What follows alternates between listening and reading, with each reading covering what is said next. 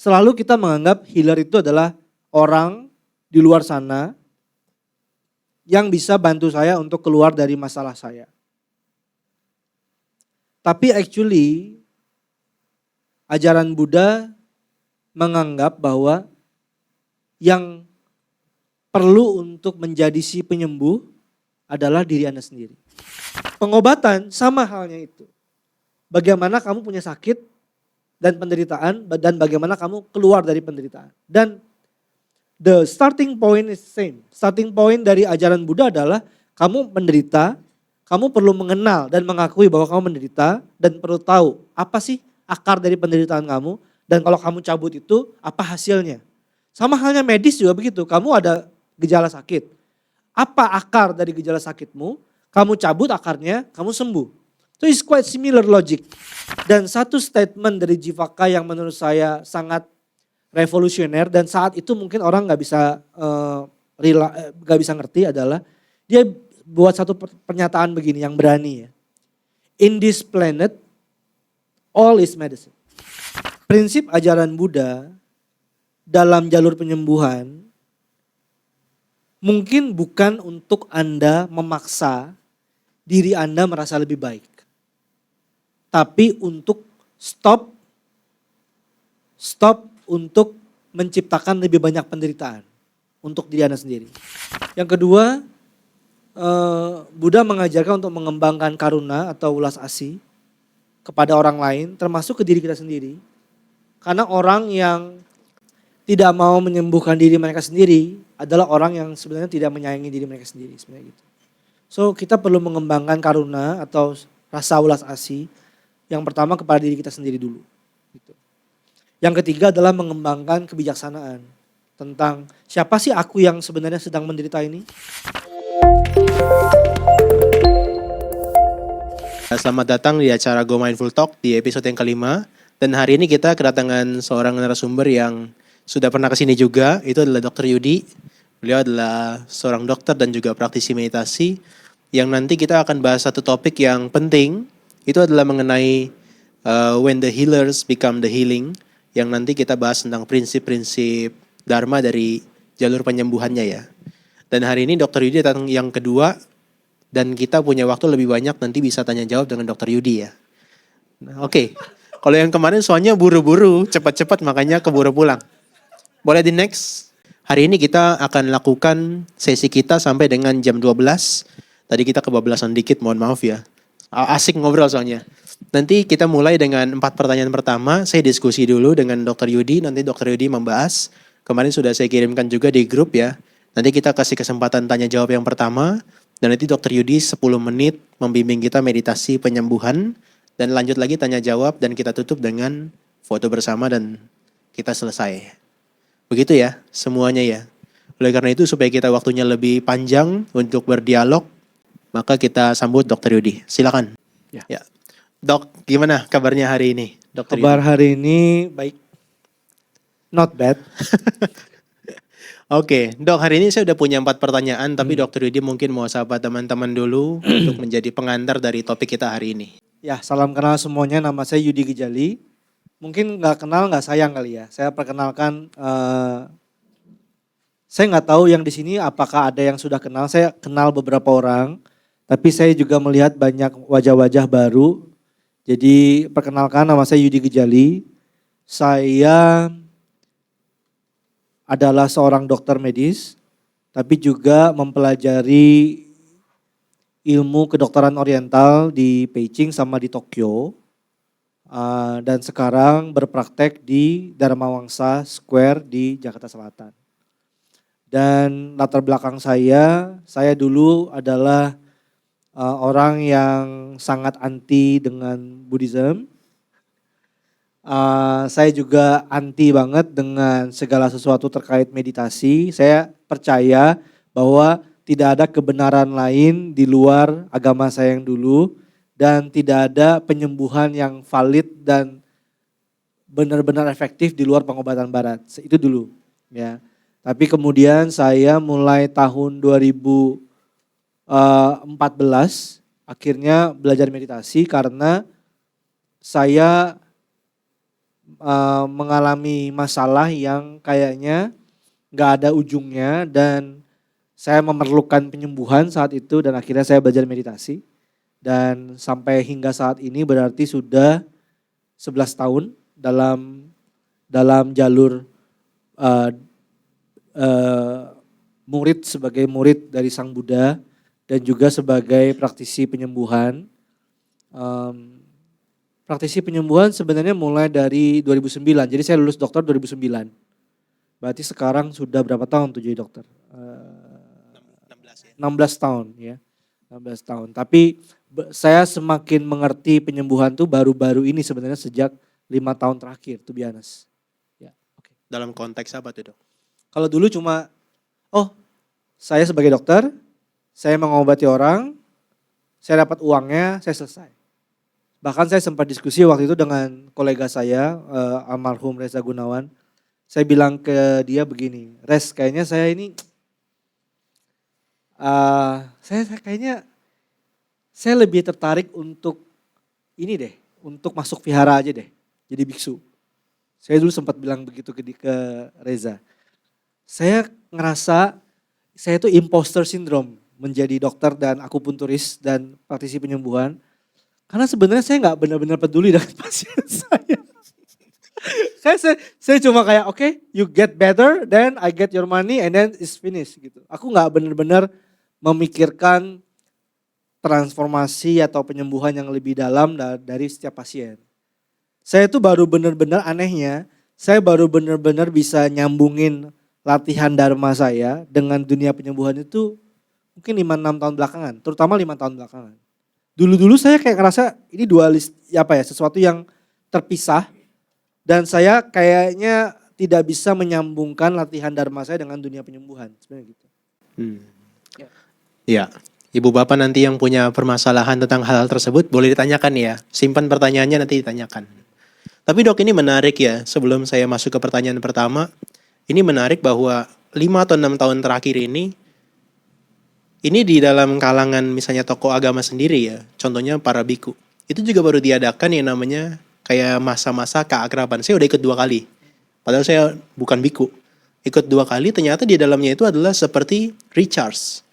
Mereka seperti dihilingkan lagi oleh mereka yang senior. Karena selama dalam keseharian, mereka tuh memberikan kepada masyarakat, tapi mereka sendiri gak pernah healing gitu loh. Nah tampaknya topik ini menarik dan ada korelasinya dengan itu ya Dok. Ya interesting juga karena healing ini sesuatu yang banyak beredar di masyarakat tentang healing. Bahkan ada yang mengartikannya dengan negatif dan jadiin bahan guyonan. Lu healing dulu lu gitu. Jadi kayak, wah gue healing nanti hilang gitu. Maksudnya menyindir anak-anak zilenial sekarang yang tampaknya tidak punya mental resilience untuk bekerja di tempat yang tough dan toxic gitu. Sehingga akhirnya orang-orang yang cenderung hajar aja kayak generasi-generasi X gitu ya, generasi-generasi sebelumnya yang lu kalau kerjanya lu cemen gitu gimana bisa sukses lu gitu ya. Nah mereka tuh mengejek generasi-generasi zilenial yang lebih melek mental health dengan bahasa healing itu, healing terus lu kerja enggak gitu ya.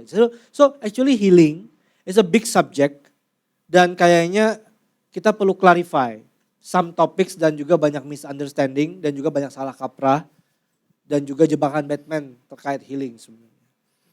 Oke, Dok kita masuk ke topik pertama ya. Apa sih yang Dr. Yudi ingin sampaikan terkait dengan maknanya dari when the healers become the healing? Mungkin boleh disampaikan dulu ke teman-teman makna daripada topik kita hari ini. Ini suara saya kedengaran jelas nggak? Jelas ya. Actually pada saat Bro Johan tanya topik, mau jawaban jujur atau mau jawaban bener nih?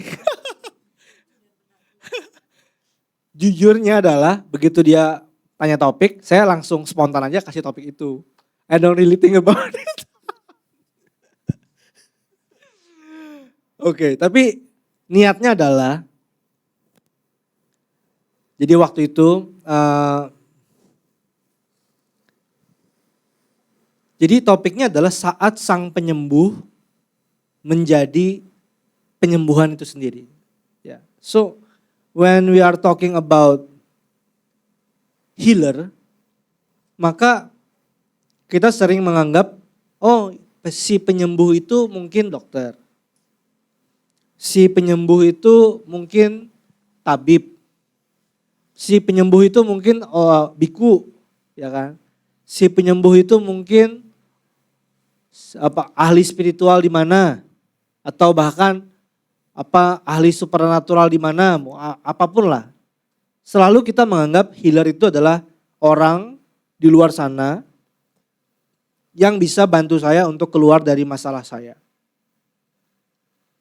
Tapi actually ajaran Buddha menganggap bahwa yang perlu untuk menjadi si penyembuh adalah diri Anda sendiri. So, di topik kali ini saya berencana untuk menyampaikan paling tidak ada 2 hal. Hal yang pertama adalah kita belajar dari sosok penyembuh dari masa lampau yang menjadi dokter dari Sang Buddha sendiri. Namanya Jivaka Kumara Baca. Ada yang pernah dengar nama ini? Yang belum pernah dengar sama sekali angkat tangan. Wah, hampir semua ya. Berarti non-Buddhis lebih banyak. Hah? Berarti yang non-Buddhis lebih banyak. Oh, oke. Di sini banyak yang non-Buddhis. Yang non-Buddhis angkat tangan. Gak apa-apa. Oke. Terus juga mungkin juga bisa belajar dari sosok dokter atau tabib di Tibet dari abad ke-11. Namanya Yutok Yonten Gonpo atau bahasa Sanskertanya Mahaguna. Jadi si Mahaguna ini adalah dokter yang terkenal di Tibet abad ke-11. Jadi kita bisa belajar wisdom dari mereka dan kita bisa pakai buat kehidupan kita sendiri gitu ya. Jadi ini tentang when the healer, external healer. Tapi juga nanti kita juga mungkin bisa bahas kalau masih ada waktu adalah tentang bagaimana saya the healer. Saya yang menjadi diri saya sendiri. Karena Sang Buddha mengatakan bahwa apa yang terjadi baik itu kebahagiaan apapun itu ataupun itu penderitaan itu bukan tanggung jawab orang lain, bukan salah orang, bukan karena hadiah orang. Kalau Anda bahagia itu karena batin Anda terkondisi untuk bahagia. Kalau Anda menderita itu karena batin Anda sendiri yang terkondisi untuk menderita. Jadi nggak ada salah orang. Jadi itu gara-gara suami gue dok, gara-gara istri gue begini. Ada yang bilang ke pasien saya bilang gini, dok bisa nggak istri saya ditusuk supaya mulutnya diam sedikit. Terus si suami kan lagi berbaring, si istri komen di sofa gitu. Istrinya lagi berbaring, suaminya komen, dok boleh nggak istri saya ditusuk titik buat supaya lebih diam mulutnya. Terus si istri nyaut gini, kamu nanti kalau aku diam kamu yang mohon tuh aku ngomong. Jadi ya kurang lebih kita seringkali menyalahkan orang atau situasi seakan-akan kita punya anggapan bahwa kalau seandainya orang itu berubah, saya bahagia. Atau situasi itu berubah, saya bahagia. Tapi Sang Buddha enggak. Sang Buddha mengatakan kalau kamu mau bahagia, jangan tunggu orang berubah, jangan tunggu situasi berubah. Kamu bisa bahagia di saat ini, di tempat ini, saat ini nih. Kamu bisa bahagia. Kenapa? Karena kebahagiaan atau penderitaan itu depends on your mind. So, this mind is really tricky. Karena banyak orang gak kenal batinnya sendiri. Kalau mereka gak mengenal batinnya sendiri, bagaimana mereka bisa mengkondisikan batin itu untuk bisa bahagia atau menderita. When the healer becomes the healing, ultimately akan landing pada satu prinsip dalam ajaran Sang Buddha, yaitu bahwa untuk kamu menyembuhkan dirimu sendiri, kamu harus mengenal dirimu. That's when the healer become the healing. Stop relying on the healer outside. Stop relying on doctors. Stop relying on menyalahkan orang luar berubah gitu. Bukan berarti kita gak bisa berusaha untuk mengubah orang atau bukan berarti kita gak bisa ke dokter. Tapi kalau Anda benar-benar ingin bahagia, maka Anda bukan maksa orang berubah gitu. Tapi Anda sendiri yang perlu deal with your own mind. Then the healer become the healing. Mungkin itu kali ya. Oke. Tadi ada disebutkan 2 tokoh. Yang pertama saya udah baca secara historisnya. cukup lengkap ya. Siapa Jiwaka tadi yang Iya, kemarin baca. Jiwaka. Tapi yang kedua yang Mahaguna yang saya belum dengar. Tapi Iya. mungkin kedua-duanya boleh diringkas ya. Apa yang diajarkan dalam prinsip-prinsipnya itu ya. Iya. Mungkin saya harus cerita, mungkin kalau waktu terbatas saya cerita yang pertama aja. Oke. So, Jivaka Kumarabaca adalah salah seorang dokter di India yang sangat terkenal. Dia hidup kurang lebih 500 tahun sebelum Masehi. Berarti 500 tahun, berarti 2500 tahun yang lalu ya. Kurang lebih lah. Ya. Beliau itu namanya Jivaka, artinya the life, hidup. Hidup. Dan disebut Kumarabaca, Kumar dalam bahasa India disebut sebagai putra atau pangeran, Kumar. Kumar. Jadi kalau ada orang India namanya Kumar gitu, pasti anak laki-laki gitu. Kumarabaca artinya adalah the son of Abaca. Ya. So Jivaka Kumarabaca, dia itu lahir dari seorang wanita penghibur dan suaminya tinggalin dia. Dan si wanita ini sudah beberapa kali punya anak, tapi dia nggak gugurkan, tapi dilahirkan terus dibuang. Dan salah satu bayinya yang dibuang adalah si Jivaka ini. Jadi Jivaka ini pada saat dilahirkan dalam keadaan masih newborn terus dibuang ke tong sampah di India 500 tahun sebelum Masehi. Jadi dia adalah anak telantar, to be honest. Dia anak yang tidak diinginkan. Dan dia diadopsi oleh seorang pangeran. Nama pangeran ini namanya adalah Pangeran Abaya. Putra dari Raja Bimbisara di India. Jadi Pangeran Abaya adalah pengikut Jain. Kalau tahu ada agama Jainisme di India. Nah itu salah satu pengikutnya adalah Pangeran Abaya. Tapi papanya Raja Bimbisara adalah murid dari Sang Buddha. Ujung-ujungnya Pangeran Abaya ini kemudian jadi pengikut Buddha juga setelah banyak berdebat dengan Sang Buddha. Tapi Pangeran Abaya memungut anak dari tong sampah, namanya adalah Jivaka ini. Dia kasih nama Jivaka karena kamu ini harusnya mati, tapi kamu saya selamatkan dan kamu sekarang mempunyai kehidupan. Namanya Jivaka, disebut Kumarabaca adalah anak dari Abaya, Pangeran Abaya. Nah terus si Jivaka ini tumbuh sangat pintar di istana raja, tapi dia nggak tahu kalau dia itu anak pungut. Sampai satu ketika, kurang lebih sekitar umur 17 sampai 20 tahunan gitu, dia akhirnya mengetahui bahwa dia ternyata anak pungut. Dan dia tuh dibuang oleh papa mamanya. Terus dia kemudian broken. Nah disinilah kemudian ada persimpangan, crossroad bagi si Jivaka. Dia mau terus jatuh atau dia memilih untuk menyembuhkan dirinya dan membantu orang lain. Akhirnya Jivaka memilih untuk menyembuhkan dirinya dan dia kemudian belajar ilmu pengobatan di satu universitas di Taxila, yaitu Pakistan saat ini kalau nggak salah. Pakistan ya? Iya di Pakistan, di Punjab. Pakistan ya. Nah, dan di situ ada satu cabang ilmu yaitu cabang ilmu Ayurvedic, kedokteran India kuno. Dan dia sangat excel, bahkan dia menjadi salah satu dokter tabib India kuno yang melakukan pembedahan di depan publik. Jadi the first operating theater in the world was in India. Dan yang ngelakuin adalah Jivaka Kumarabaca. Jivaka juga yang menemukan teknik pijat yang menjadi Thai massage saat ini. Thai massage tahu yang dipertek-pertek itu. Jivaka juga yang menemukan. Jivaka juga yang menemukan cara mengeluarkan nanah dari kelenjar getah bening yang saat ini dipakai oleh kedokteran barat. So Jivaka di 500 tahun sebelum Masehi, ingat, itu pengobatan barat nggak ada apa-apanya. Dia udah ngelakuin pembedahan dan dia menjadi murid Sang Buddha. Kemudian kenapa dia menjadi murid Sang Buddha? Karena Sang Buddha mengajarkan penderitaan manusia dan bagaimana keluar dari penderitaan. Pengobatan sama halnya itu. Bagaimana kamu punya sakit dan penderitaan dan bagaimana kamu keluar dari penderitaan. Dan the starting point is same. Starting point dari ajaran Buddha adalah kamu menderita, kamu perlu mengenal dan mengakui bahwa kamu menderita dan perlu tahu apa sih akar dari penderitaan kamu dan kalau kamu cabut itu apa hasilnya. Sama halnya medis juga begitu, kamu ada gejala sakit. Apa akar dari gejala sakitmu, kamu cabut akarnya, kamu sembuh. So it's quite similar logic.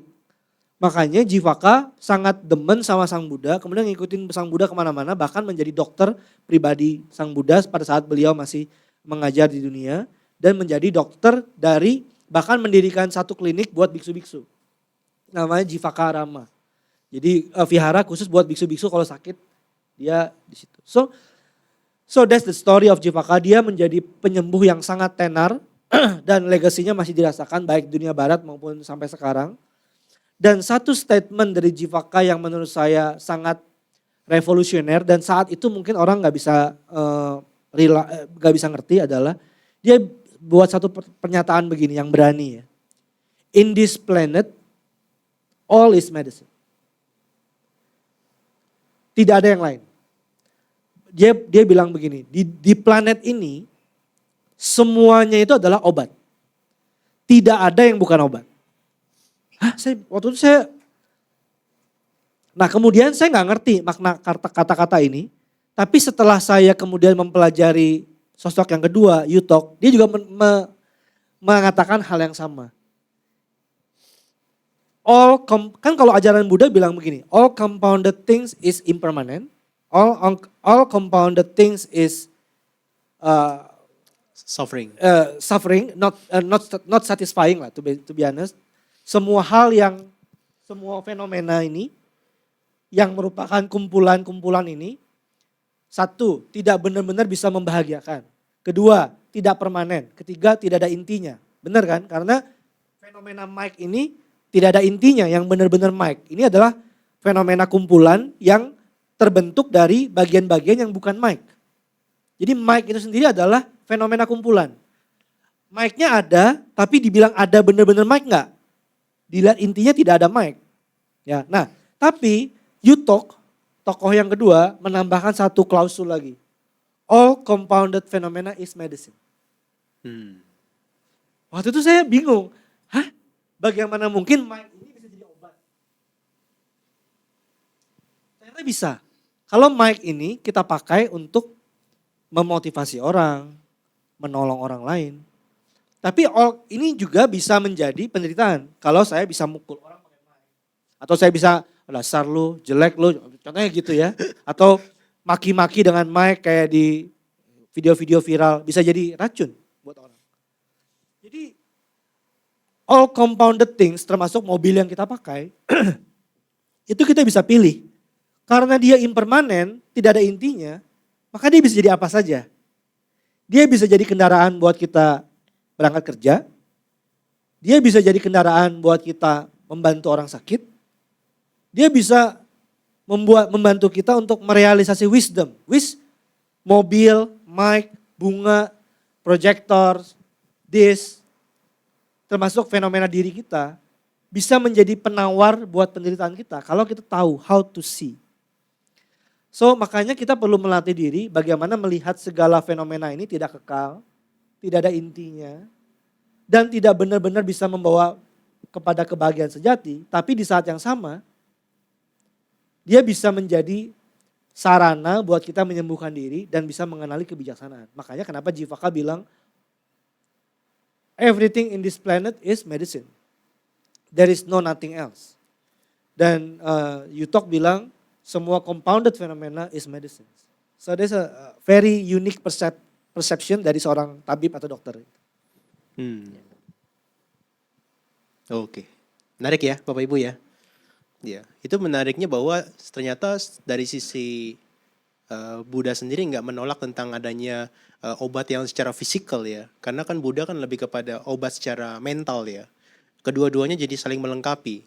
Karena keberadaannya Jiwaka justru melengkapi satu sisi yang Buddha sendiri nggak bisa isi ya, Dok ya. Dan Buddha meminta Jivaka mengajarkan latihan fisik buat si biksu-biksu. Dan diet yang sehat seperti apa. Dan to be honest, pola makan biksu yang saat ini dipertahankan, makan cuma sampai jam 12 siang, itu dari Jivaka.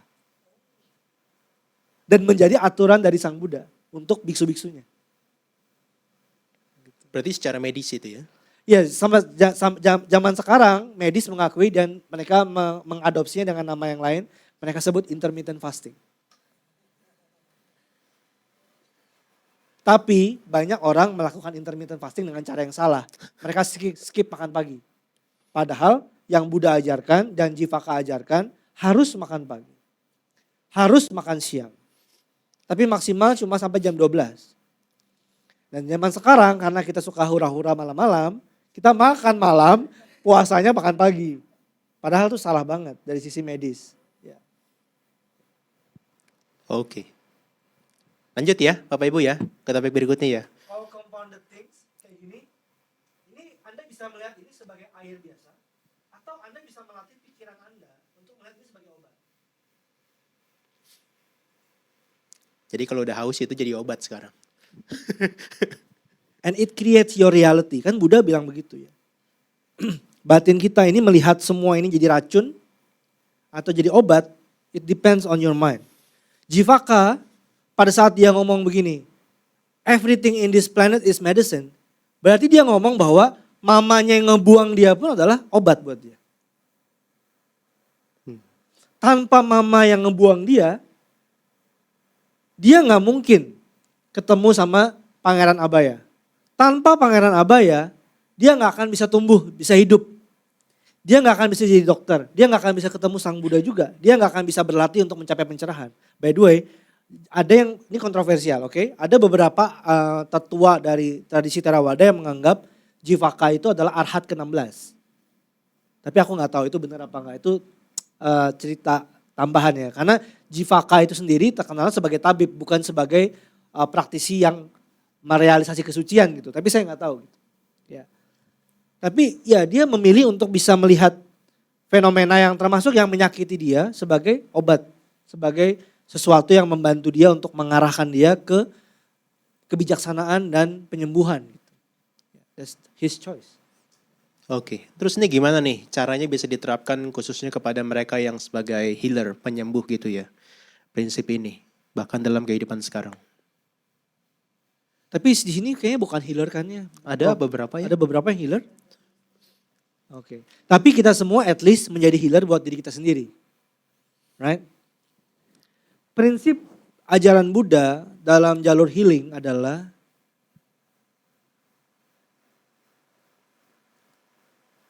ini menarik ya, dan ini juga mungkin agak sedikit kontroversial. Prinsip ajaran Buddha dalam jalur penyembuhan mungkin bukan untuk Anda memaksa diri Anda merasa lebih baik. Tapi untuk stop untuk menciptakan lebih banyak penderitaan untuk diri Anda sendiri. Jadi it's not about you feeling better, but it's about you stop to create more suffering for yourself and for others. At least itu bottom line-nya. Kalau kamu nggak bisa menyembuhkan dirimu, paling tidak kamu jangan membuat dirimu tambah menderita. Tapi ada prinsip-prinsip yang lebih dalam ya tentang penyembuhan. Tentang bagaimana kita mengembangkan etika moral, sila. Karena pada saat Sang Buddha memerintahkan muridnya untuk menjaga sila, kan silanya kan minimal ada 5 ya.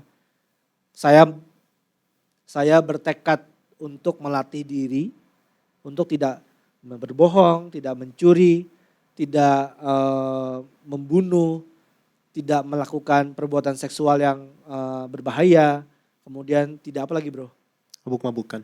Hah? Mabuk, minum. Oh ya, tidak mengkonsumsi semua makanan yang atau minuman yang merusak kesadaran. Itu semua bukan karena Tuhan melarang, bukan karena Buddha melarang karena itu dosa, no. Prinsip sila dalam ajaran Buddha adalah karena kalau kamu lakukan itu membuat kamu tambah menderita. That's it. It's nothing about saya tersinggung kalau kamu ngelakuin itu gitu. Enggak. Saya nggak akan menghukum kamu. Buddha bilang Buddha tidak akan menghukum siapapun yang melanggar itu. Kalau kamu melakukan itu yang paling merasakan penderitaannya adalah kamu sendiri gitu. Ya kan? Jadi itu yang pertama. Stop creating more suffering for yourself, dimulai dengan tidak melakukan hal-hal yang berbahaya buat diri sendiri. Yang kedua, Buddha mengajarkan untuk mengembangkan karuna atau ulas asih kepada orang lain, termasuk ke diri kita sendiri. Karena orang yang tidak mau menyembuhkan diri mereka sendiri adalah orang yang sebenarnya tidak menyayangi diri mereka sendiri. Sebenarnya gitu. So kita perlu mengembangkan karuna atau rasa ulas asih yang pertama kepada diri kita sendiri dulu. Gitu. Yang ketiga adalah mengembangkan kebijaksanaan tentang siapa sih aku yang sebenarnya sedang menderita ini? Siapa sih ini orang yang bikin saya menderita? Jadi mengamati kebijaksanaan lebih dalam. Itulah penyembuhan yang sebenarnya menurut Sang Buddha. Karena penyembuhan menurut Sang Buddha bukan tentang sakit terus sembuh, tua terus jadi awet muda, terus gak mati-mati, gak mungkin. Sang Buddha bilang dari awal semua orang akan sakit, tua dan mati. That's it. It's not an happy ending, it's not a sad ending too, it's just an ending. Ya, Buddha tidak mengenal happy ending. Buddha tidak mengenal sad ending, Buddha mengenal ending. Segala sesuatu yang lahir akan mati. That's it. It's nothing personal about it. Gitu. So ya mungkin mengembangkan 3 aspek itu. Oke, yang pertama jangan membuat diri kita lebih menderita. Yang kedua adalah Mencintai diri mencintai sendiri. karena harus punya welas asih. Yang ketiga punya kebijaksanaan ya. Iya. Oke. Kira-kira ini bisa diterapkan kepada orang yang maksudnya sebagai householders rumah tangga? Oh definitely. Definitely. Ya definitely. Kalau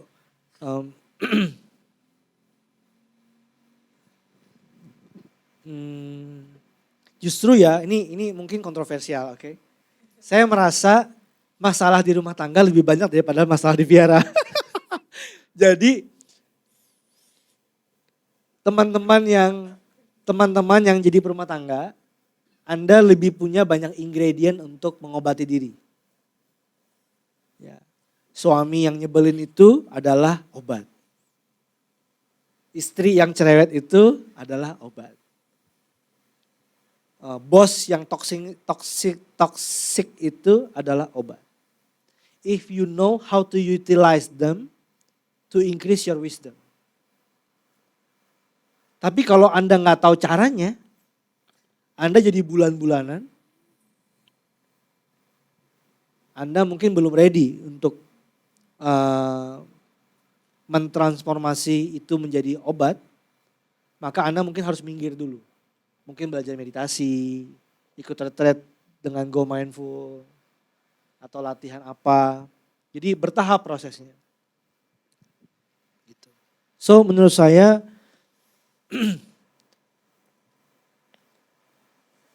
justru kalau kita sebagai perumah tangga atau umat awam ya, kita lebih punya banyak ingredient untuk ngobatin diri. Gitu. Karena kita bisa diserang dari berbagai aspek. Ya. Kita harus cari duit, kita harus deal, kita harus berurusan dengan orang yang mungkin gak cengli sama kita. Gitu. So hal-hal ini membuat kita jadi lebih bisa mempertanyakan lebih jauh, who am I? Am I this body? Am I this feeling? Kalau gue lagi marah, apa kemarahan ini gue? Apakah tubuh yang sedang sakit ini gue? So punya banyak trigger untuk nyembuhin diri sebenarnya. Gitu. Oke, thank you. Ya, Ibu Bapak, kita masuk ke sesi tanya. Boleh, mungkin akan lebih Boleh banyak ya? hal yang terkupas kalau ada pertanyaan. Sip. Ada 30 menit pertama untuk sesi pertanyaan. Kalau ada yang mau tanya boleh angkat tangan. 1, 2, ada lagi? 3, 1 orang lagi? Oke, 3 dulu ya. Siapa? Pak Dokter dulu deh. Thank you banget Dokter Yudi udah datang 2 kali ya. Dan hari ini kok tampangnya jadi muda banget ya. Perasaan Mungkin- terakhir gak begini deh. Enggak, mungkin yang nanya yang lebih sedikit tua. Oke, Dok saya mau nanya. Tadi kan yang pertama apa? Tidak membuat kita lebih menderita. Fokusnya pertama itu ya. Bagaimana, saya mau tanya apakah ada hubungannya, kan itu Dharma itu adalah yang itu dharma kita berbuat yang berguna untuk ya sesuatu yang berguna. Dharma lebih cenderung ke sana. Saya bukan Buddhis jadi saya tanya dulu itu benar apa enggak? Benar ya. Nah, ketika orang itu tadi pertama menghindari yang membuat dia lebih sengsara. Tetapi di sisi lain, di sudut yang lain ketika dia membuat dirinya lebih berguna, apakah itu masuk ke dalam penyembuhan atau tidak? Membuat dirinya lebih berguna. Apakah itu juga merupakan jalur penyembuhan atau tidak?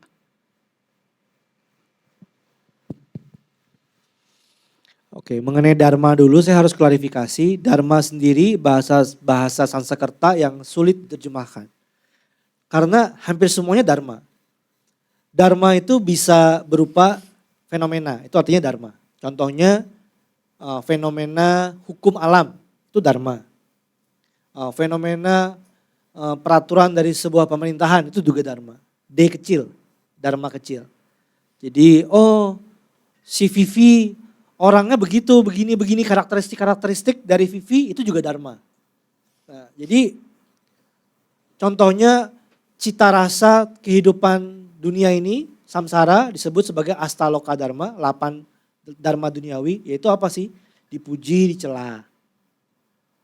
Untung, rugi. Suka, duka. Terkenal atau tidak terkenal. Semuanya itu. Jadi di dunia ini semuanya hanya berkecimpung di situ aja. Dipuji ya dihina, duka, suka, untung, rugi, terkenal atau tidak terkenal. Ya kan semuanya begitu. Kalau lihat sosial media itu aja intinya. Sosial media kita itu. Tapi dharma di sini yang saya maksud adalah dharma dari ajaran. Ajaran dari sosok tertentu yang dianggap sebagai kebenaran. Contohnya agama Hindu, mereka punya Hindu Dharma atau Sanata Dharma mereka sebut. Buddha, dia juga punya kebenaran menurut ajaran Sang Buddha disebut Buddha Dharma. Nah di sini adalah Dharma menurut Sang Buddha.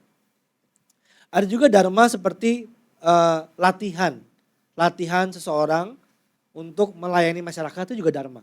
Contohnya, ibu-ibu Dharma wanita sedang Dharma wisata, Dharma wanita sedang Dharma wisata itu sering kan ya dipakai. Jadi Dharma itu kayak a lot of things. Everything is Dharma. Nah di sini tentang Dharma menurut ajaran Sang Buddha. Jadi menurut Sang Buddha penyembuhan itu seperti apa? Terus mengenai pertanyaan kedua mengenai yes, bottom line dari penyembuhan diri adalah paling enggak jangan membuat diri kita tambah menderita. Sakit ya wes. Sakit itu bisa sembuh, bisa juga nggak bisa sembuh. Tapi kalau udah begitu, ya udah jangan tambah menderita dengan cara menolak sakit. Bantai Panya kan sering banget bilang ya, ini saya kutip berulang-ulang ke pasien saya. Yang membuat kita menderita itu bukan sakit, tapi menolak sakit. Kalau udah sakit, terus menolak sakit, itu menderita. Yang bikin kita menderita itu bukan miskin, tapi menolak miskin. Yang bikin kita menderita itu bukan dihina, tapi menolak dihina.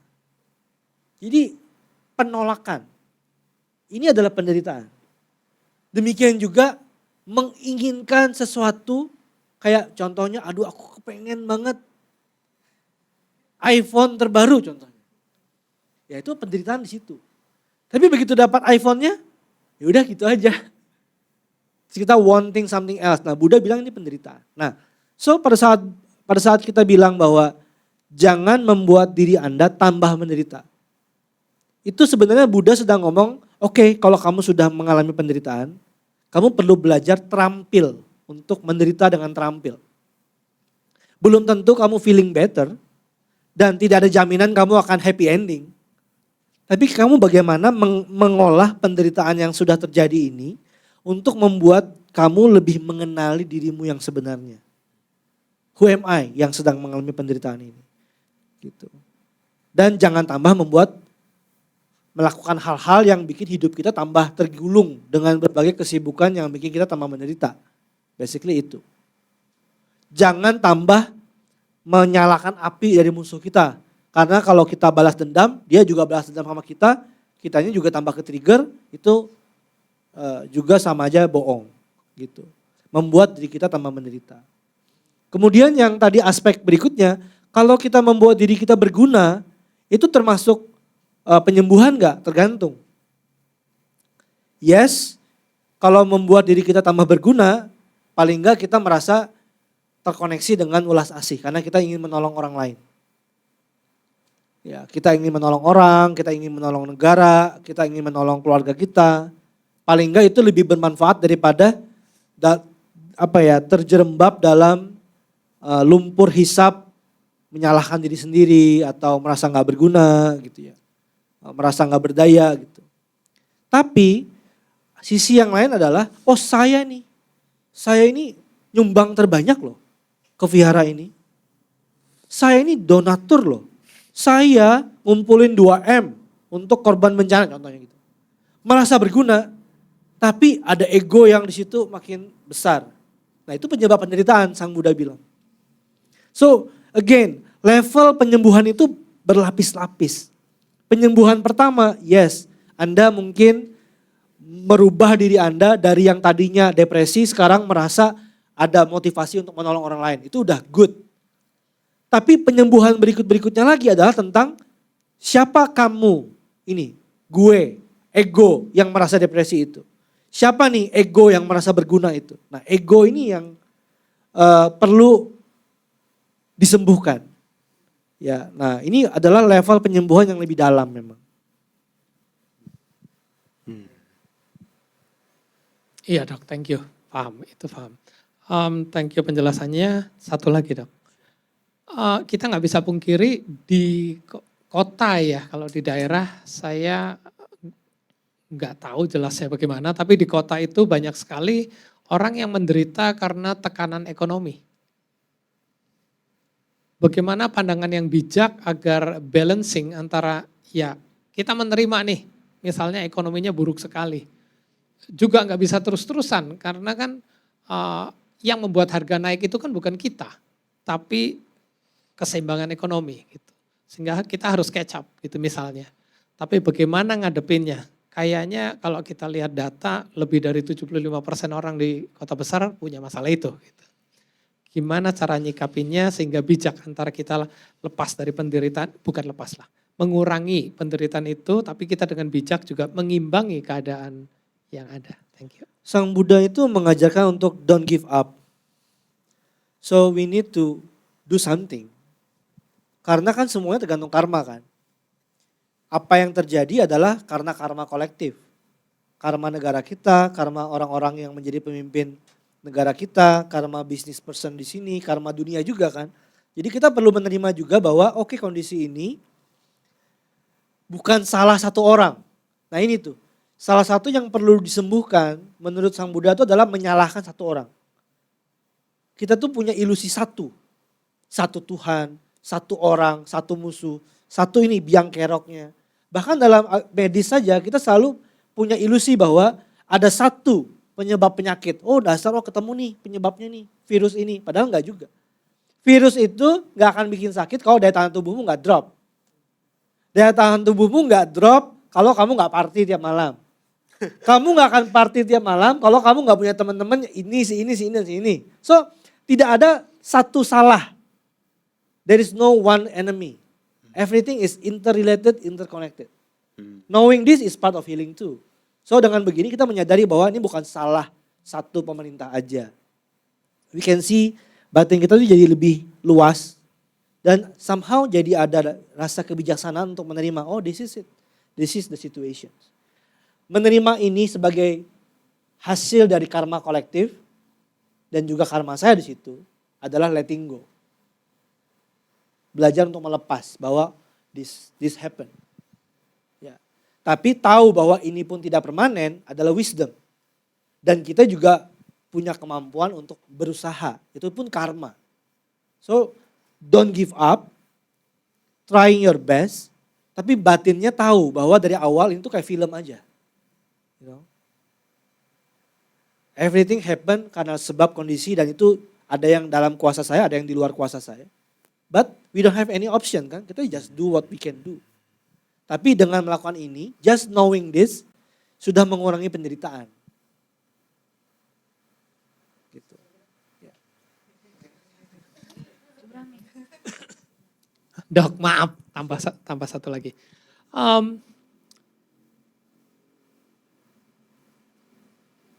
Kita senang banget bergelut di bidang itu. Jadi kita banyak ketemu orang dan kita tadinya pengen makanya ada acara Go Mindful Retreat ya sama Bro Johan juga. Belakangan kita menemukan problem ekonomi itu kok cukup banyak ya di kota. Kalau di daerah mereka sih lebih miskin ya, tapi lebih tenang. Mungkin tekanan eksternalnya lebih rendah. Nah, kita juga coba cariin bidang-bidang yang mungkin bisa membangun ekonomi mereka. Jadi bidangnya banyak nih, ada yang pabrik, ada yang jasa dan segala macam. Tapi mereka sendiri punya kayak keengganan untuk membangun. Menurut dokter errornya di mana ya? Apakah karena udah terbentuk atau I don't know, mungkin dokter punya pandangan di bidang itu. Sama halnya dalam dunia penyembuhan, kalau yang bersangkutan merasa tidak ada masalah, ya kita nggak bisa maksa mereka berubah. Yes, you know, but they don't know. And meskipun mereka tahu mereka punya masalah, belum tentu mereka termotivasi untuk keluar dari masalah itu. Kalau kayak gitu mendingan sisinya tetap mengurangi kesengsaraannya, kita nggak usah berfokus pada. Kita hanya bisa menolong mereka yang mau ditolong. Jadi kalau memang satu daerah, ini harus ahli ekonomi kali ya yang bahas ini. Saya bukan ahli ekonomi. Contohnya Anda ingin menolong rakyat masyarakat di wilayah tertentu yang ekonominya kurang baik, terus Anda ingin memajukan mereka, tapi mereka kayak nggak mau maju, ya that's their choice. Ya kalau kita mau maksa, kitanya menderita, merekanya menderita, kita lebih baik mengarahkan. Oke, saya cari daerah lain yang memang mau dibantu. That's it, right? So we need to know the balance antara whether ini sesuatu yang kayaknya worth it untuk diperjuangkan atau waktunya belum untuk mereka, kondisi sebab dan kondisinya belum memungkinkan untuk mereka dibantu. So menerima itu aja udah membantu kita tidak menderita. Jadinya nggak, kok gitu sih? Kok kamu nggak mau dibantu sih? Dasar nggak tahu diri. Gitu. Udah mulai tuh. Dasar nggak tahu diri, udah miskin nggak mau dibantu, udah tuh. Akhirnya yang tadinya nggak ada apa-apa malah tambah Jadi apa-apa. jadi apa-apa. So let's stop. Nah makanya Buddha bilang dalam jalur penyembuhan yang pertama adalah let's stop creating more sufferings. For them or for us. Stop dulu. Dengan begini kita paling enggak sudah memulai tidak tergulung dengan, karena penderitaan itu digambarkan dalam ikonografi Buddhis itu seperti roda yang berputar. Yaitu kan apa sih Paticca Samuppada itu. Kayak roda.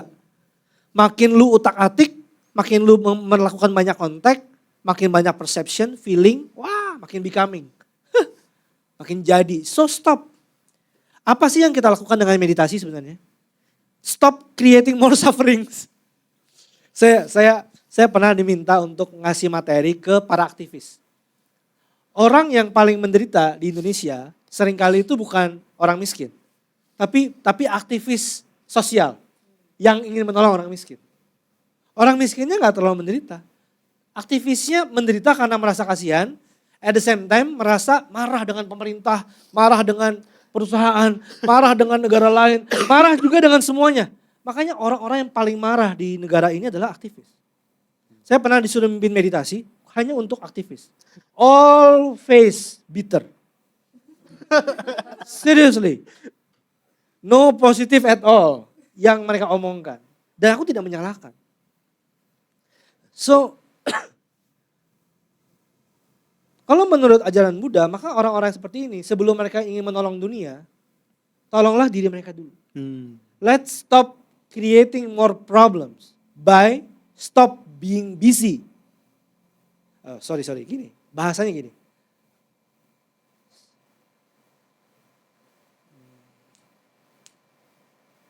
Let's help the world by not busy helping the world. Mari menolong dunia dengan tidak sibuk menolong dunia. Karena seringkali yang bikin dunia bermasalah adalah kesibukan. Lo. Meskipun sibuk menolong dunia, kayaknya bagus sih. Tapi kesibukan lo, alih-alih menolong dunia, malah lebih banyak memperlebih permasalahan. Makanya make sure, if you want to help others, help yourself first. Jangan-jangan ambisi lu menolong dunia itu malah create more problems. Instead of helping them. Oke. Iya, saya setuju banget tentang itu. Terima kasih dok. Yeah. Oke, next questions. Cocok ya? Pak Tikto ya. Silakan. Namanya siapa Bu? Saya namanya Evi. Oh oke. Saya beberapa kali udah baca. Adik saya ngasih tahu tentang Dokter Yudi. Cuma saya pernah WA, cuma kok kayaknya agak susah ya buat nemuin atau minta jadwal dokter. Nah pas kali ini ada saya jadi datang ke sini. Bisa lewat saya 500.000 nanti. Iya betul, berkat Bro Johan jadi saya ketemu dengan Dokter Yudi. Ini kesempatan baik sekali dan saya sangat bersyukur. Saya mengalami kemo sekitar 6 bulan karena saya menderita CA. Setelah saya kemo, itu saya harus maintain kondisi saya, 3 bulan sekali saya harus cek seperti itu. Terus banyak kemungkinan CA itu bisa datang lagi karena saya sudah di stadium 4A. Jadi dokter saya wanti-wanti ini harus hati-hati sekali. Terus saya melihat bahwa setelah kemo itu banyak sekali kondisi fisik yang menurun. Misalnya stamina saya menurun, kemudian kaki tangan saya juga belum sembuh dari kondisi baal. Jadi saya itu mikir sepertinya dokter onkologi pun setelah kita selesai kemo, dia juga tidak terlalu banyak bantu. Dia cuma bilang kamu harus kemo gini, 3 bulan sekali kamu cek lab. Tapi dia nggak guide tentang kita tuh harus seperti apa. Kita harus hidup seperti apa. Dia cuma bilang, oh kamu nggak boleh makan daging yang processed food atau apa. Tapi saya ngelihat kok itu tidak cukup gitu loh. Saya ngelihat kita harus nyari cara penyembuhan lain. Makanya saya ngelihat sekarang tentang holistik, tentang meditasi juga. Tapi itu saya cuma tahu luar-luarnya saja tanpa tahu lebih dalam. Sehingga belum terlalu masuk ke dalam gitu loh dok. Setelah mendengar banyak tentang meditasi, terus penyembuhan prinsip Buddha itu sepertinya ya bagus. Karena kita harus dari pikiran dan dari semuanya. Terus kata dokter tadi kita harus mengenal diri kita dan penyakit kita. Nah ini saya banyak ngalami setelah masa-masa ini yang pasti imunitas turun. Cari suplemen kemana tanya ini itu. Kemudian juga pengen ikut meditasi ini itu tapi belum ada yang benar-benar srek gitu loh. Nah beberapa saat ini saya ngalami paling sering 2 bulan atau 3 bulan sekali itu vertigo. Dimana vertigo ini tambah lama kok tambah parah gitu dan itu mengganggu aktivitas. Setelah vertigo juga ngalamin kadang sakit perut. Jadi itu 2 bulan atau 3 bulan sekali dia kambuh. Ini hari ini untung saya bisa datang ke sini karena 3 hari lalu ngalamin vertigo. Terus saya juga sudah janji sama teman kemarin hari Kamis mau ikut jalan-jalan healing di hutan. Katanya jalan healing di hutan itu bagus. Tapi akhirnya nggak bisa pergi karena vertigo gitu loh. Jadi gimana saya tuh pertanyaannya adalah gimana cara kita tahu ini vertigo penyebabnya apa sih? Gimana saya cara menghindarinya supaya saya bisa hidup lebih baik. Karena saya merasa setelah ngalamin seperti ini kok hidup kita jadinya enggak terlalu bisa berguna buat orang lain. Misalnya gini, aktivitas sehari-hari aja. Kita kadang pengen masak untuk suami, untuk anak. Tapi setelah mengalami ini nggak bisa ke pasar. Harus tiduran kalau lagi vertigo. Kemudian kita mau pergi sama teman-teman yang jauh, saya nggak bisa terlalu jalan jauh. Karena begitu jalan jauh, besoknya saya capek, saya harus tiduran gitu loh. Nah jadi saya pengen cari bagaimana cara penyembuhannya, baik secara mental, pikiran dan semuanya gitu. Biar saya nggak merepotkan orang gitu dan biar penyakit saya itu setidaknya nggak balik lagi. Oke.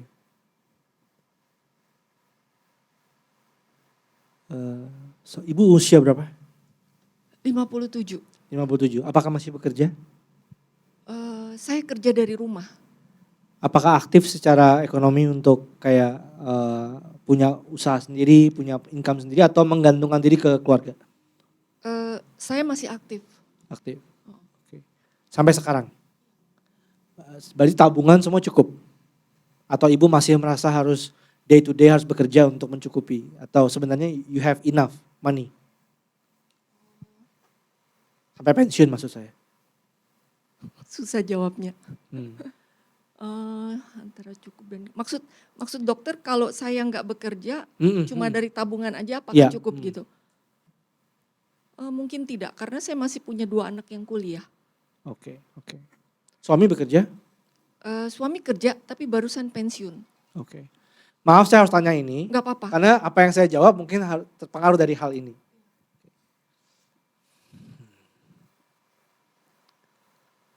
Jawaban yang simpel dulu, oke? Vertigo akibat kemoterapi itu wajar karena kemoterapi merusak sel-sel tubuh bahkan sel tubuh yang sehat. Tidak hanya ngebunuh sel kanker tapi juga ngebunuh sel-sel yang sehat. Dan sel-sel yang sehat yang sangat terdampak tapi sulit regenerasi adalah sel syaraf. Makanya ibu kesemutan. Ya, sampai sekarang. Makanya syaraf keseimbangan di telinga mungkin terganggu sehingga ibu jadi vertigo. So itu sesuatu yang akan membaik kalau ibu mencukupi kebutuhan nutrisi ibu, terutama vitamin B, boleh makan lebih banyak nenas-nenas yang banyak mengandung bromelain, ya itu menutrisi syaraf. Banyak hal yang bisa dilakukan secara pengobatan. Ya. Terus juga dari sisi pengobatan Ayurveda, Chinese medicine atau Tibetan medicines, termasuk pengobatan versi Jivaka, maka penyakit vertigo adalah penyakit saat energi banyak ke atas. Jadi makin ibu banyak pikiran, jadi kita sebut lungnya banyak ke atas, maka makin lungnya ke atas, maka ibu akan lebih banyak potensi untuk jadi nggak seimbang dan muter. Dan semakin ibu mikirin itu, celakanya makin ke atas dia lungnya. Makin menolak vertigo, makin jadi vertigo, you know. So ini jadi kayak hubungan yang kayak harap-harap cemas. Sama seperti orang yang sulit tidur. Dok, Makin berharap tidur, ya benar. Makin berharap tidur, makin sulit tidur. Makin berharap nggak vertigo, malah makin mungkin jadi vertigo. So I know this is very suffering for you. So mungkin perlu dilakukan bantuan dari orang lain untuk membantu fisiknya lebih baik. Tapi kalau tadinya ibu sebenarnya nggak harus bekerja day to day dan lain-lain, maka mungkin ibu lebih perlu sering waktu untuk sekarang mendalami praktek dharma. Mungkin retreat lebih banyak, karena itu membantu penyembuhan ibu juga secara fisik. Di saat yang sama membantu pikiran ibu juga lebih tenang. Juga membantu ibu nggak terlalu melekat dengan kehidupan rumah tangga.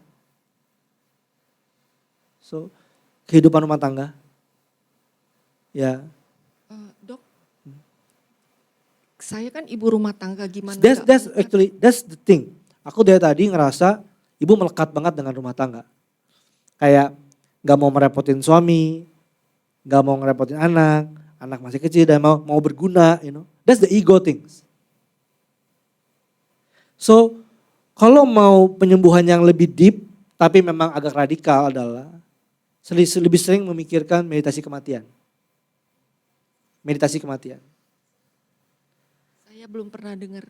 Yes, nah mungkin perlu belajar dari Bro Johan nanti ikut retreat. Ya. Karena sel kanker adalah sel yang menolak untuk mati. Sel kanker adalah sel yang menolak untuk mati. Dia sangat melekat dengan hidup dan pengen hidupnya lebih. Jadi contoh nih, umur sel kulit kita, sel darah merah ya, kalau nggak salah 20 hari ya dok.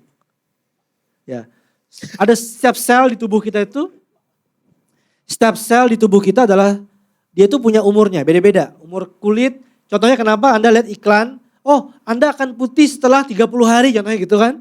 Yes, karena sel kulit Anda tiap 30 hari akan regenerasi. Ya, Sel usus ada regenerasinya, sel liver ada waktu regenerasi. Jadi masing-masing sel ada waktu matinya.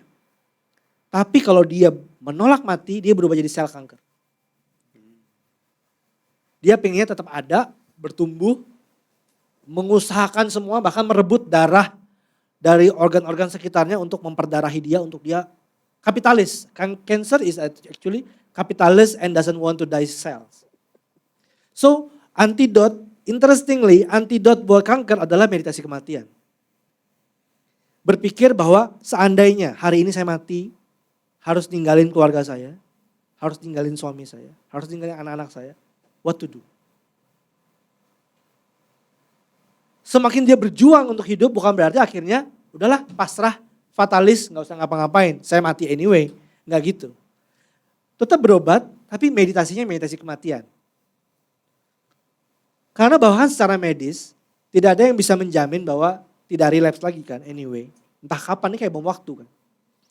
So, alih-alih sekarang fokus waktunya untuk bagaimana agar saya lebih nyaman, bisa lebih berguna, bisa tetap function, bisa tetap eksis. Sebagai, siapa tadi namanya? Mau Eni? Evi. Sebagai Evi, sebagai mamanya ini, mamanya ini. Sekarang mungkin harus lebih sering menuju penyembuhan yang lebih ultimate. Menyadari ketiadaan aku. Itu kayaknya perlu meditasi. Dan nanti ikut sama Bro Johan, ikut retreat dan lain-lain. Jadi meditasinya bukan lagi untuk, ya meditasi menyembuhkan supaya kansernya gak relapse, gak gitu. Tapi meditasi untuk menyadari bahwa aku siap mati kapan saja, siap melepaskan anak-anak. They will live, Bu. Even though you die, sorry to say, they will live. Ya meskipun ibu gak masak, they can eat. Kemelekatan ibu dengan function itulah yang justru jadi bahan bakar untuk sakit dan penderitaan.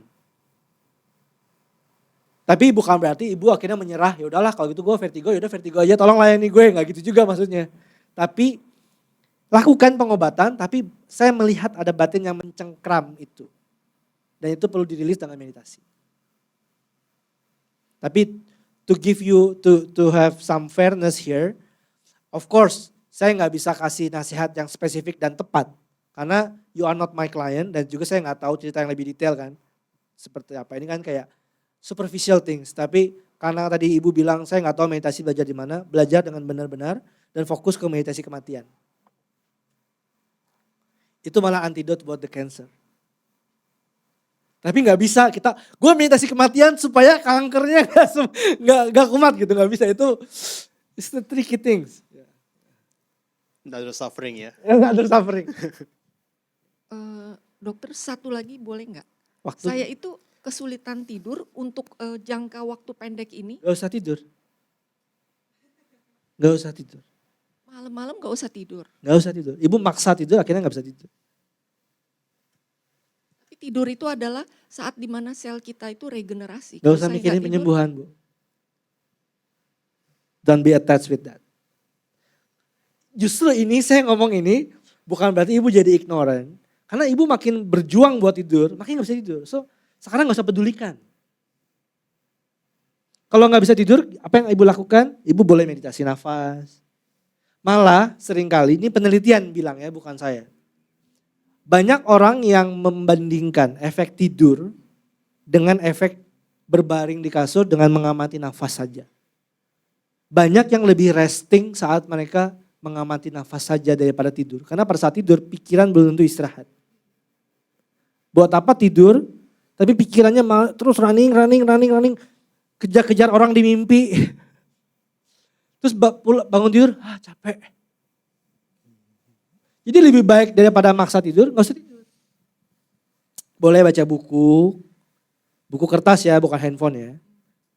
And then you don't have to think about the idea, I have to sleep, I have to eat healthy, I have to do this, you know. The more, bagi orang yang ignoran dengan kesehatan, mereka harus belajar hidup sehat. Bagi orang yang terlalu peduli dengan kesehatan, mereka harus lebih sedikit masa bodoh. Avoid too extreme, itu juga ajaran Buddha. Terima kasih Dokter Yudi. Satu Terima pertanyaan lagi kasih Bro cukup. Johan. Makasih. Saya harap itu menjawab ya. Saya harap itu menjawab, semoga menjawab. Saya nggak tahu apakah jawabannya memuaskan Ibu apa tidak. Enggak apa-apa nanti di itu dulu, Dicerna-cerna dulu. dicerna dulu. Satu pertanyaan lagi bisa. Sure. Habis itu kita meditasi 10 menit ya dok ya. Oh ya. Oke. Tadi Ciselvi yang angkat tangan. Di sampingnya sendiri. Mau tanya, aduh tadi udah catat. Yang pertama itu gimana kita tahu kita udah benar-benar mengenal diri kita sendiri atau belum? Karena maksudnya mungkin kebanyakan orang merasa dia udah mengenal dirinya sendiri, tapi ketika misalnya ada masalah atau ada apa gitu, mereka kebanyakan kayak lari aja ke hal yang sebenarnya tidak terlalu penting gitu. Itu aja deh dok. Bagaimana? Wah, ini pertanyaan yang susah dijawab nih.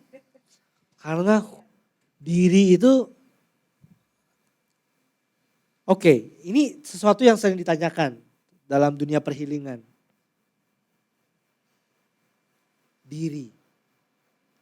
Such a tricky word ya, diri.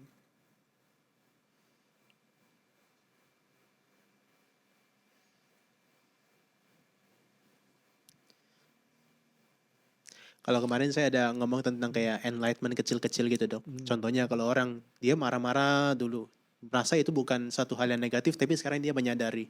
Nah, dia mulai muncul enlightenment yang kecil-kecil gitu loh. Nah, dia mulai menemukan dirinya. Kalau dari perspektif dokter gimana? Jadi dalam perjalanan penyembuhan itu ada 3 fase. Fase yang pertama adalah fase ignorant.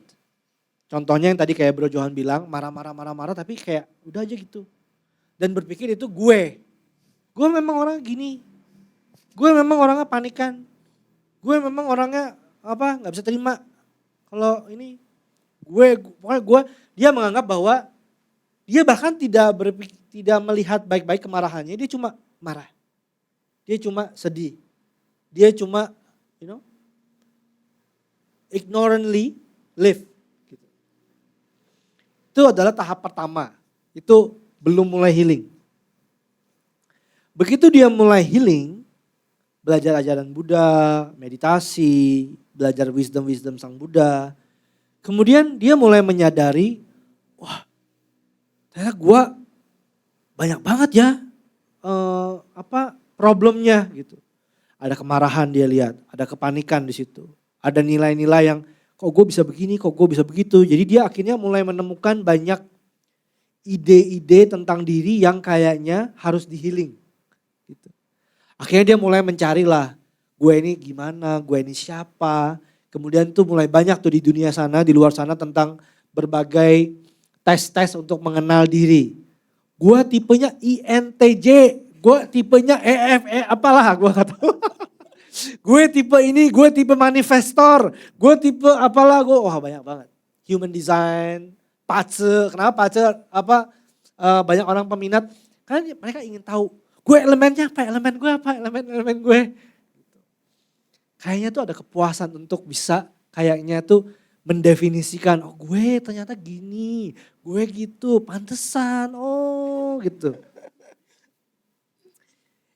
Itu adalah awal yang baik, akhirnya mereka mulai bisa lebih memahami, oh gue tuh beroperasinya gini.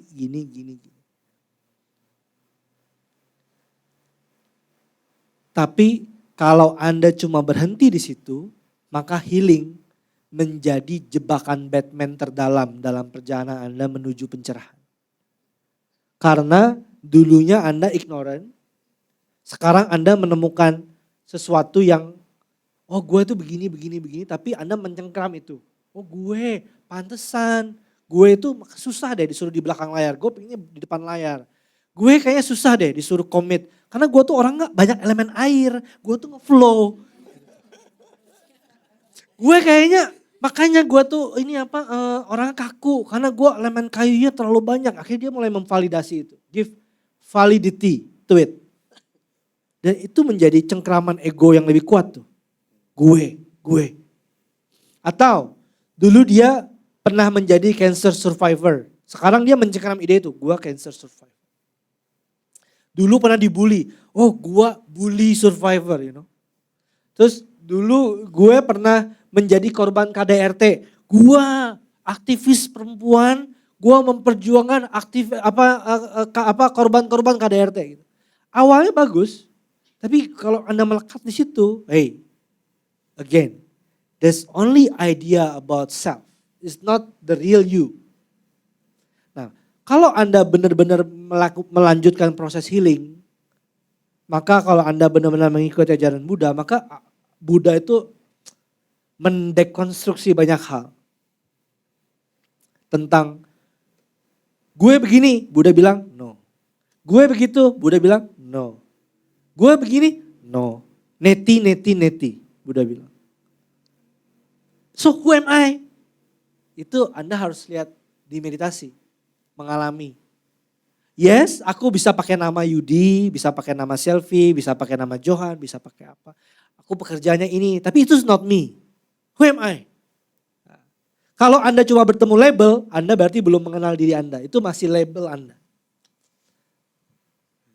Gua pemarah, itu bukan diri Anda. Itu adalah dalam istilah psikologi dibagi jadi dua. Yang pertama adalah state, yang kedua adalah traits. Pernah tahu gak soal ini? State adalah kondisi saat ini. Bahwa saya sedang marah, state. Traits, pemarah. Itu kayak kecenderungan. Oh, Bro Johan itu tenang ya. Itu state, dia sedang tenang. Bro Johan itu orangnya kalem ya. Nah itu traits. Oh Yudi ngomongnya besar ya, itu state. Oh Yudi berapi-api ya, itu traits. So kalau Anda menemukan state sedang marah, itu udah good. Itu Anda mulai meditasi itu, ada kesadaran. Oh saya sedang marah. Itu udah good enough untuk pemula. Tapi kalau Anda bisa menemukan traits, oh gue punya habit ini nih. Punya pola pemarah nih. Oh ada ini, triggernya ini gue jadi marah nih. Itu udah bagus lagi, itu lebih deep. Itu traits. You need to go beyond that. Karena the state is not you, the traits is not you. Harus lebih deep lagi. Nah kalau Anda masih menemukan traits, banyak yang berhenti di situ tuh di dunia healing. Gua INFT, INFJ, apalah, HKBP, apapun lah. Itu hanyalah traits. Dan banyak yang menganggap bahwa itu gue didesain for this. Stuck di situ, itu limiting belief jadinya. Aku tidak menentang itu oke buat di awal. Cuma you need to go beyond it. Oke. Maaf ya buat ini yang praktisi-praktisi membaca diri seperti itu gak apa-apa. Itu wajar, is good. Dan itu membantu banyak orang menavigasi di awal. Tapi don't stuck there. If you follow Buddha's teaching, don't be stuck there. Cukup ya? Kita healing dulu ya. 10 menit ya. Actually gak ada sih teknik meditasi penyembuhan. Iya. Tapi versi dokter ini pasti ada. Oke, kita siap-siap ya, Ibu Bapak ya. Anda mau meditasi yang keras, radikal, dan mungkin Anda gak bisa relate buat pemula. Atau Anda mau meditasi yang simple, yang menyembuhkan, yang relate dengan day to day Anda. Yang simple, yang relate dengan day to day, oke? Kalau yang ini saya harus jelaskan dulu kalau gitu. Sesuatu yang simple, yang superficial tuh butuh penjelasan. Yang deep malah gak bisa dijelasin. Tubuh kita terbuat dari 5 elemen, oke? Elemen yang pertama adalah elemen pada saat kita lahir. Elemen yang pertama terbentuk adalah elemen angin. Elemen keberadaan kita adalah elemen ruang, akasha. Ya, elemen ruang. Ya kayak rahim ibu kosong. Oke. Kemudian mulai ada movement, mulai ada energi yang terbentuk, elemen angin. Dari elemen angin, karena ada angin itu ada movement, maka ada gesekan. Gesekan itu membuat heat, maka elemen api, maka jantung terbentuk. Makanya kenapa kalau Anda baru terbentuk nih dari lahir, dari kosong kan, itu elemen ruang tuh. Kantong kehamilan, belum ada janin, baru kantong. Kemudian terbentuklah ada lempeng janin. itu adalah elemen angin pertama kali terbentuk. Kemudian elemen api, jantung terbentuk. Pembuluh darah, detak jantung di week ke 6, 7, 8 biasanya sudah ada. Kemudian elemen api, kemudian karena api itu heat, maka kemudian akan bikin moisture, elemen air, ada air ketuban dan lain-lain. Habis elemen air itu akan mengendap, makin dia mengendap, makin padat, elemen tanah. Ya. So, penyakit kita semuanya terbentuk dari 5 elemen ini, baik kesehatan maupun penyakit. Contohnya orang yang habis makan minum rasanya begah, berat, ngantuk, itu terlalu banyak elemen tanah. Atau berapi-api, gampang gelisah, gampang cemas, susah tidur, elemen angin. Kayak ibu itu elemen anginnya pasti. Ya. Elemen angin ini sangat berbahaya. Kalau elemen angin ini ketemu elemen air, dia makin mengendap, makin jadi tanah, makin berat. Tapi ketemu ibu yang punya bakat fire, mungkin punya banyak perfection atau apa, maka ketemu api, wah jadi gelisah. So, kesehatan dari 5 elemen. Penyakit juga 5 elemen. Kelahiran dari 5 elemen. Kematian pertama kali yang melebur juga adalah elemen tanah. Kita merasa berat, gak bisa gerak anggota tubuh kita. Terus kemudian tanah melebur, kemudian jadi air. Kan terbentuk pertama adalah ruang, angin, api, air, tanah. Pada saat kita mati, tanah dulu yang melebur. Tanah, air, netes air liurnya gak bisa dikontrol, pipis gak bisa dikontrol. Pada saat kita mati nih. Kemudian air melebur, api. Badan kedinginan, tapi kalau diselimutin kepanasan, dibuka kedinginan, tuh orang mau mati gitu tuh. Habis elemen api melebur, elemen angin. Nafasnya tinggal pendek dikit-dikit. Ya, terus kemudian banyak sekelebat ingatan-ingatan, memori-memori, pikiran-pikiran, penyesalan, kebahagiaan, kegelisahan. Itu elemen angin tuh. Itu udah mau mati tuh. Kemudian elemen angin melebur, nafas berhenti, ruang, blank. Dan di situ mulai terjadi proses kematian yang lebih sebenarnya. Itu di tubuh aja. So kalau mau meditasi penyembuhan, tidak ada cara lain selain Anda harus connect dengan 5 elemen. Elemen tanah, elemen api, elemen angin, elemen air, elemen ruang. Ya. So kita akan lakukan itu. Silakan tegakkan tulang belakang.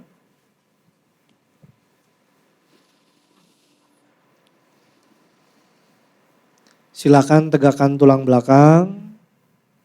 Mata boleh dipejamkan jika Anda merasa nyaman. Kemudian rilekskan wajah. Rilekskan pundak.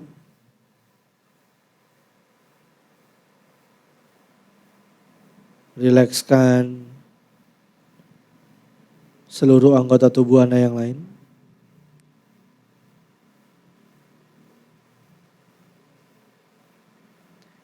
Kemudian rilekskan tungkai,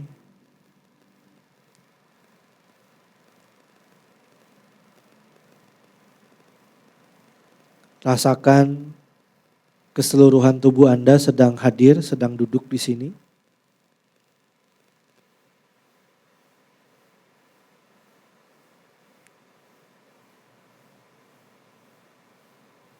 Rasakan bobot tubuh Anda ditopang oleh alas duduk Anda saat ini.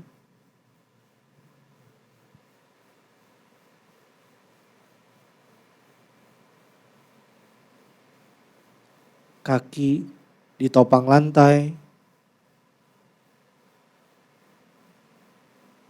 Bokong ditopang kursi.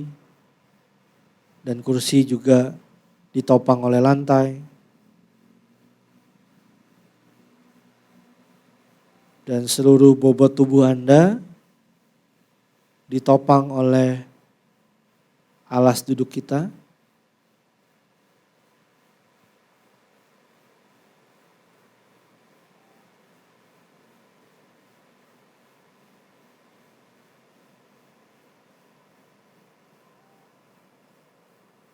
Rasakan seluruh tulang belakang Anda ditopang oleh tulang ekor Anda.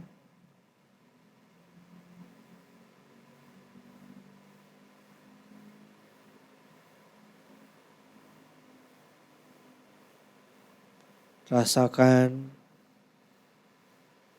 kedua tangan ada bobotnya dan ditahan oleh tubuh Anda. Biarkan tangan Anda sepenuhnya beristirahat di tubuh. Seluruh bobotnya ditahan oleh tubuh Anda.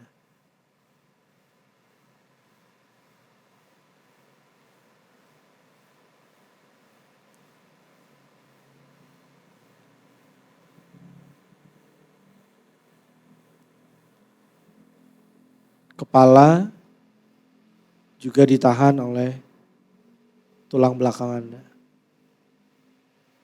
Jadi seluruh tubuh punya bobot dan ditahan oleh bumi.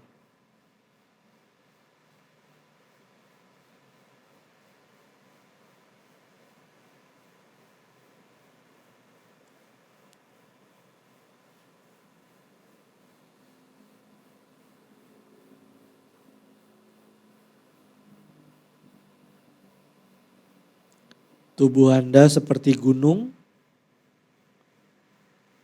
stabil, ditopang oleh bumi di bawah Anda.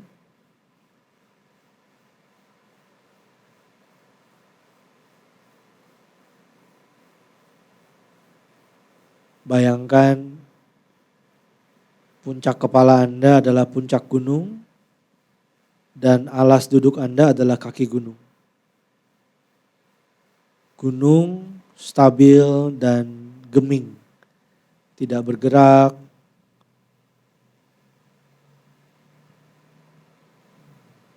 Di sekitarnya banyak pergerakan, banyak suara, tapi tubuh duduk dan solid hadir, tidak bergerak.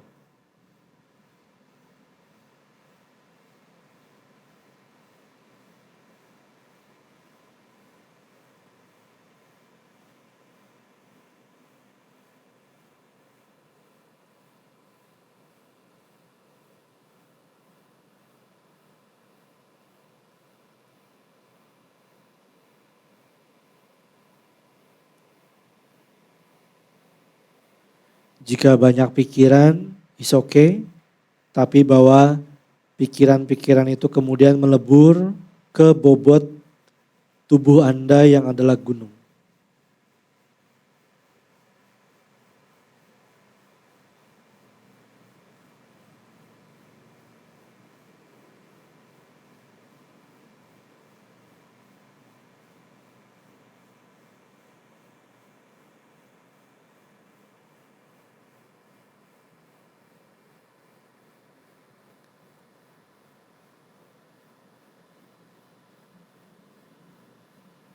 Rasakan bobot tubuh Anda. Ini adalah elemen tanah.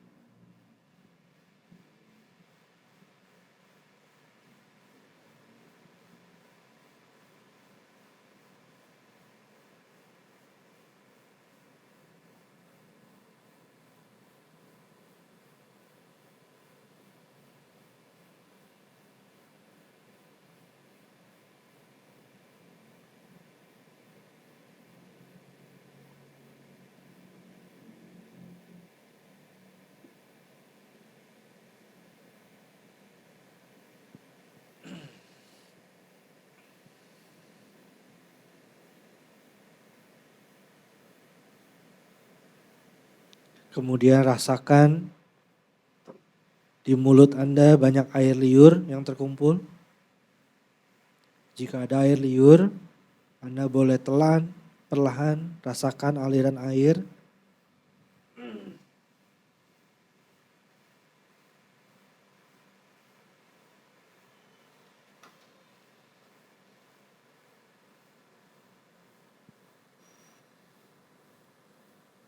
Rasakan di tubuh Anda, meskipun padat, tapi 90%-nya adalah cairan.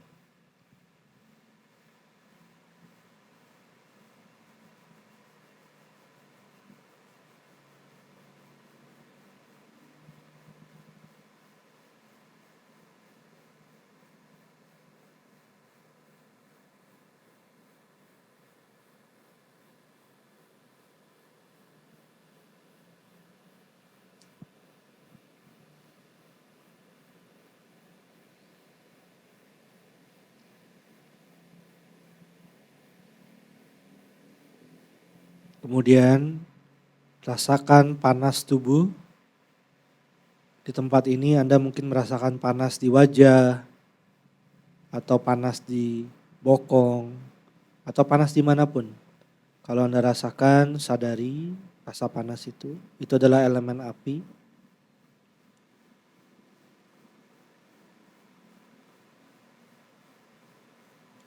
Tugas Anda hanya memperhatikan saja.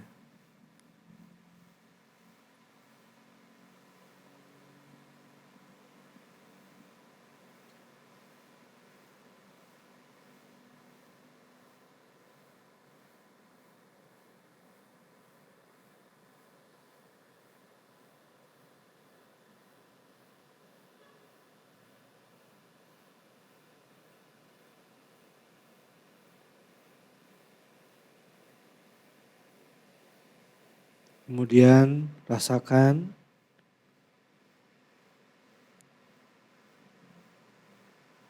ada nafas yang datang dan pergi di tubuh Anda. Nafas masuk, tubuh bernafas. Nafas keluar, tubuh rileks. Come and go, come and go. Ini adalah elemen angin di tubuh Anda.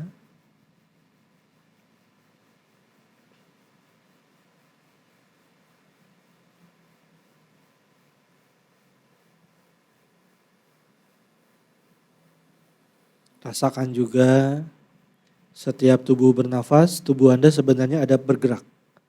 Meskipun bergeraknya halus.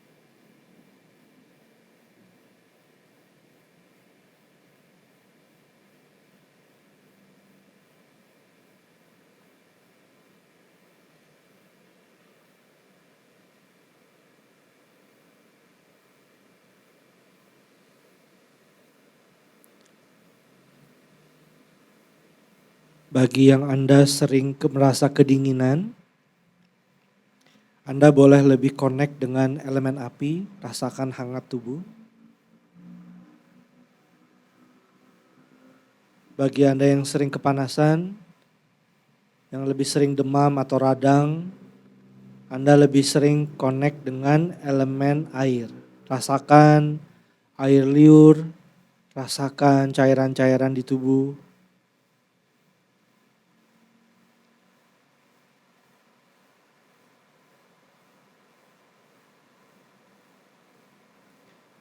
Bagi Anda yang sering merasa gelisah, banyak pikiran, banyak kebingungan, Anda berarti terlalu banyak elemen angin, Anda lebih perlu sering connect dengan rasa berat di tubuh atau elemen tanah.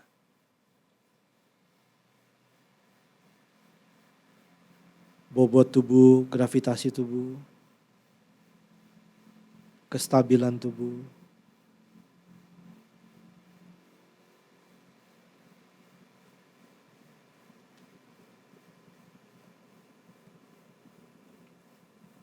Tapi bagi Anda yang merasa selalu ngantuk, selalu malas, terlalu berat, maka Anda boleh lebih connect dengan elemen angin. Anda boleh menyadari nafas lebih sering. atau menyadari suara, pergerakan-pergerakan suara di sekitar Anda.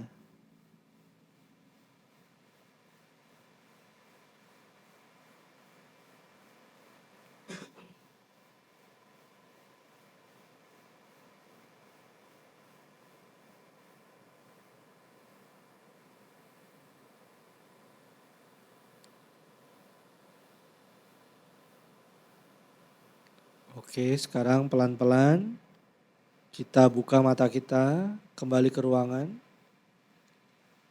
Tidak perlu lagi berupaya meditasi, tapi juga tidak lost kemana-mana. Kita hadir, tapi tidak ada upaya fokus kemanapun. Relax, sadar apa adanya.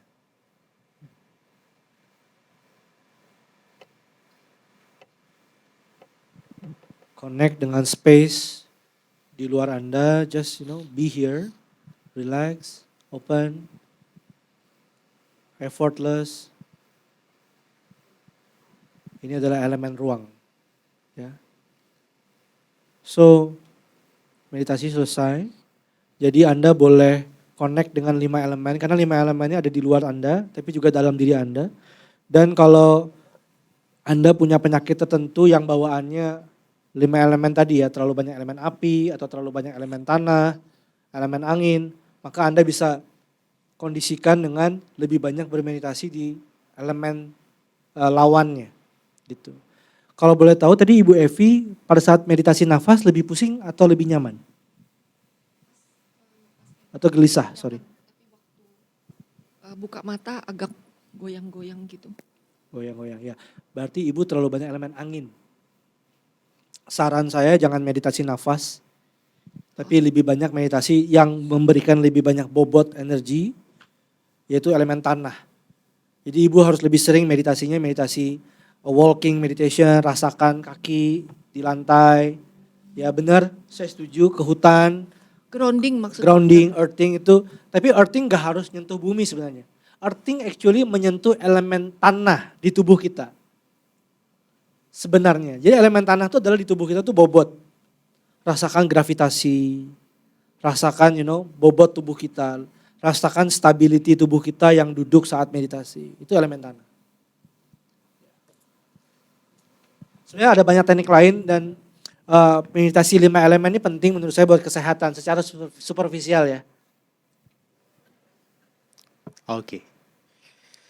Nanti kita undang lagi Dr. Yudi untuk yang kompleks. Karena tadi udah terlanjur ngomong ya. Ya, terima kasih ya. Ibu, Bapak, dan teman-teman sekalian. Mungkin closing statement dok. 1 menit dari apa yang kita bicarakan hari ini tentang when the healer becomes the healing. Dan Dr. Yudi kasih penutupnya. The real healer is yourself. Anda yang menderita, maka Anda juga yang bertanggung jawab buat penyembuhan diri Anda. Karena penderitaan starting from your mind, starting from your illusion, and penyembuhan sebenarnya adalah when you overcome these illusions. So starting with you, hanya Anda juga lah yang bisa mengurai penderitaan Anda. So you are the healer, so you are the healing. Jadi berproseslah. Dan berproseslah dengan step by step dan dipandu dengan baik. Jadi apakah salah untuk tidak dipandu, ingin mencari jalan sendiri? Nggak salah juga sih, cuma ya muter-muter aja sih. You will save a lot of time and energy kalau Anda bisa menemukan orang yang bisa Anda minta nasihat dan minta panduan untuk memproses diri. Dan Anda juga anyway nggak harus dengerin semua orang. At the end of the day, you are the healer. You are yang memutuskan. This is for me or not for me. Ya, makasih. Tepuk tangan ya, Ibu, Bapak, dan teman-teman sekalian.